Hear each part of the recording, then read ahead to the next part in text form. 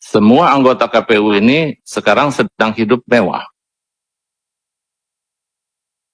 Banyak sekali kejadian-kejadian yang menurut saya, di sini juga ada Pak Sekjen ya, tentang pemakaian private jet.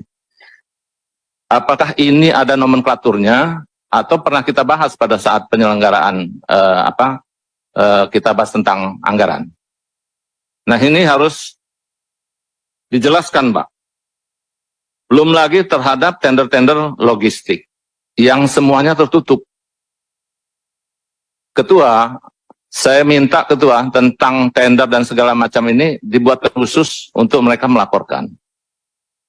Kita memang tidak masuk ke Satuan 3 kemarin, tapi untuk realisasi pertanggung jawabnya tetap menjadi pengawasan kita. Sehingga ini ada terbuka di sini. Jangan semua anggaran mentang-mentang banyak dipergunakan seenaknya saja. Belum lagi acara-acara dugem. Pasti DKPP tahu. Nggak mungkin DPP nggak tahu, DKPP nggak tahu. Karena tertutup, Pak. Oleh karenanya saran saya, Pak Ketua, DKPP ini dibuat khusus. Kita RDP membuka kelakuan daripada komisioner ini, maupun KPU, maupun Bawaslu. Jangan rapat-rapatnya ujung-ujungnya peringatan keras. Peringatan terakhir. Tapi terakhir nggak terakhir-terakhir gitu. Muncul lagi gitu. Nah ini harus buat laporan Pak. Percuma namanya Dewan Kehormatan. Di MK saja mereka bisa rapat terbuka Pak. Masa DKPP yang cuma urusan personal. Belum lagi masalah perempuan yang diulang-diulang tapi tidak ada hasilnya. Anggota Komisi 2 DPR RI dari fraksi Partai Golkar, Tony Rizwan, dalam rapat bersama Kemendagri, KPU, DKPP, dan Bawaslu mengenai evaluasi pemilu 2024 menyinggung gaya hidup komisioner KPU yang dianggapnya seperti tokoh fiksi Don Juan.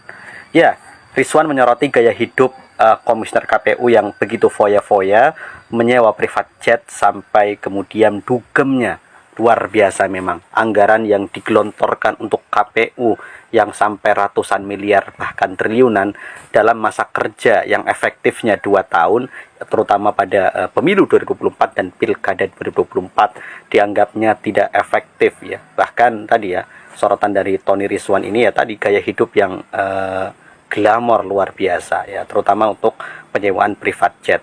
Jelas kita tahu sudah berkali-kali Hasyim Asyari ini didapati melanggar kode etik berat ya. Bahkan DKPP sudah memberikan peringatan keras berkali-kali yang seharusnya sudah dipecat dari ketua KPU dan juga komisioner KPU, tapi tetap dipertahankan.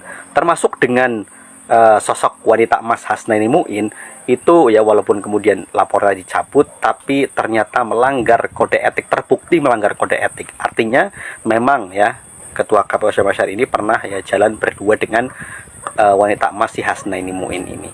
Kita lihat ya seperti apa, apakah dengan ya kemudian rapat ini membuka borok kembali ya ketua KPU yang pada akhirnya pada sidang kemarin di MK juga mengatakan jika kemudian ketua KPU melanggar kode etik lagi harusnya sudah dibuang oleh DKPP, tidak kemudian diberi peringatan keras kembali. Kita lihat selanjutnya bagaimana hasil dari rapat bersama ya Komisi 2 DPR RI bersama Kemendagri, KPU, Bawaslu, dan juga DKPP. Apakah ketua KPU ya akan mendapatkan ya peringatan keras lagi atau pada akhirnya dipecat dari jabatannya?